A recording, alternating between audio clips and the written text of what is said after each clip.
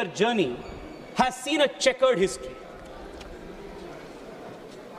At least a half a dozen times, the bill was introduced, and on one pretext or the other, especially parties who are now in the opposition, delayed, disrupted, and ensured that the bill does not see the light of day. We still remember when earlier the bill was introduced in the earlier government's tenure,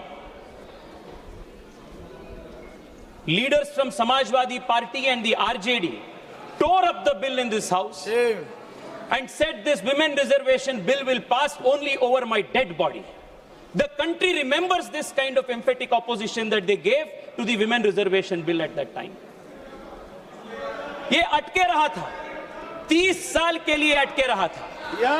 आज नारी शक्ति वंदन अधिनियम जो पारित हुआ है, वो सिर्फ और सिर्फ भारतीय जनता पार्टी और नरेंद्र मोदी जी के कारण से वो पारित हो चुका है। अध्यक्ष जी, even today, the opposition has now come up with a new argument, a new pretext to further stall and further disturb and oppose the application of the women reservation bill.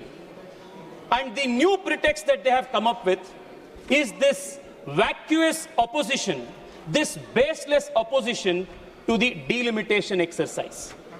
When the Nari Shakti Adhiniyam was passed in 2023, and it was passed unanimously, all political parties agreed that the Nari Shakti Vandan Adhiniyam, the women reservation bill, will be applicable after the census and a delimitation is undertaken. This is the mandate of the Constitution that everybody voted for. Today, the opposition has taken a U-turn. They are now opposing the fast-tracking of this bill in the 2029 elections and saying we want to oppose this because we don't want the delimitation exercise to take place. I come from the south of the country, the southern state of Karnataka. Speaker sir, just like you represent from Kerala. Speaker sir, over the last 3 days, we have seen a systematic misleading and propaganda by certain members of the opposition in the most irresponsible, anarchic fashion to mislead the people in the south of India. Let me make it very clear. If at all there was anything, even an ounce of injustice that the proposals that the government has brought to the parliament, even if there was an ounce of injustice to the south of India, I as a proud Kannadiga would have been the first to oppose such kind of a proposal. I have gone through the proposal that the government of India has brought, the Modi government has brought.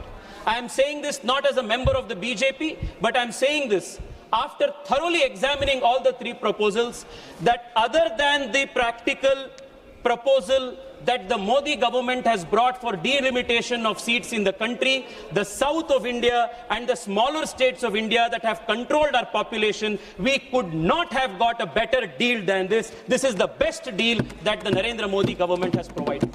Very briefly, I want to explain to you, through you to the House and the country, Speaker sir, the constitutional framework that governs the delimitation exercise.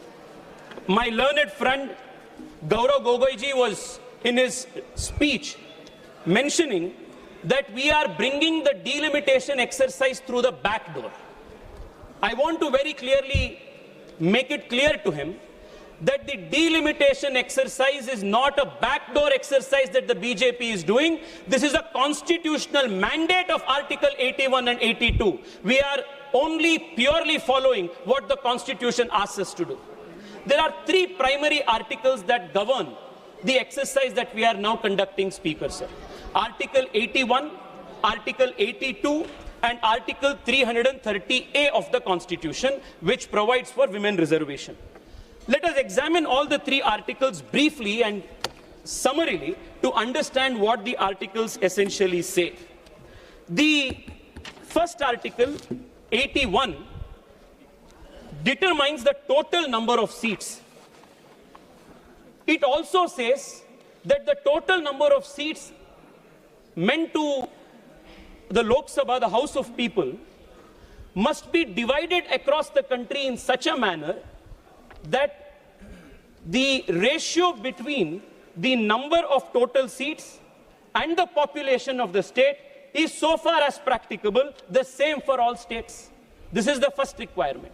The second requirement of Article 81 is that within the states, the territorial constituencies shall be divided in such a manner that the ratio between the population of each constituency and the number of seats allotted is, as far as practicable, same within the state. This is the mandate of the Article 81. Now, as you are aware, Speaker, sir, Article 81 and Article 82, by operation of the 42nd Amendment, which was carried forward again by 2001 Amendment, froze the number of seats in the Lok Sabha to 543 with a leeway to expand it to 550 seats. Why was this done? In 1997, when this was first discussed, the population in the country had not stabilized. Therefore, a compromise formula was taken that let us not put the southern states which have performed well in population control, let us not penalize them, let us freeze the number of seats. The same thing continued even in 2001. In 2001, while considering this bill, the then Law Minister Arun Jaitley ji said this to the floor of the House. He said the national population policy also envisages that the year 2026 shall be the year in which the population of the country would hopefully stabilize. Therefore, what was true till 2000 is sought to be frozen till the year 2026. That is, the year in which we anticipate, hopefully, that the population figure in the country would stabilize. This is the motive behind freezing of the seats in 1971, which was carried for another 25 years in 2001. We are now in 2026. The first argument that the opposition is making is they don't want the delimitation exercise to take place. This is the most absurd argument. In 1971, the population of the country was 550 crores. The population of the country in 2026 today is 140 crores. There are assembly constituencies and parliamentary constituencies. Again, I want to take the reference made by learned colleague Gaurav Gogoi ji in his speech. There are certain assembly constituencies in this country which are 26 lakh in number. There are certain constituencies where one single MP is representing close to 38 lakh people in the country. The population of almost a small nation in Europe. How is this democratic? How is this accountable governance? How can the number of seats that was frozen in 1971 still cater to a population of 140 crore in 2026? For better governance, for better accountability and accessibility of elected representatives, Speaker, sir, delimitation is not a mere democratic imperative, it is also a constitutional duty that finally Narendra Modi government is performing today. Speaker, sir, I want to contrast this with the proposals that the Congress and the opposition is giving. The opposition says, why can't you implement women reservation as it is on the 543 seats? Why don't you freeze the number of seats? Now, were we to freeze the number of seats, it will defeat the principle in Article 81 of one person, one vote and one value. This is a very important constitutional principle that the founding fathers of the Constitution have protected.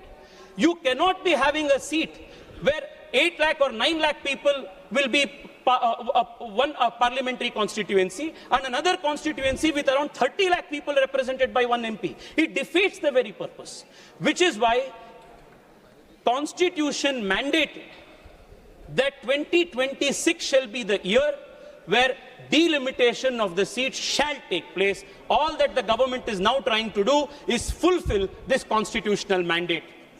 There is a difference between other governments and the Modi government, Speaker, sir. Other governments, especially the governments of the Congress party, have always believed and practiced the politics of postponement. It is the Narendra Modi government that does not believe in politics of postponement, but believes in solving the problems of the past. I want to give you an example.